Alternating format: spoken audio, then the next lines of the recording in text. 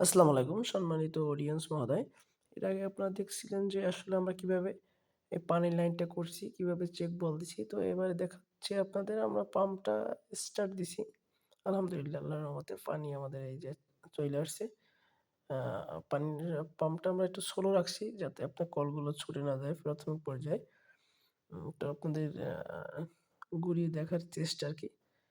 আ নিচে আমরা পাতাকপি, তারপর ফুলকপি, তারপরে আনাজকপি রোপণ করছি।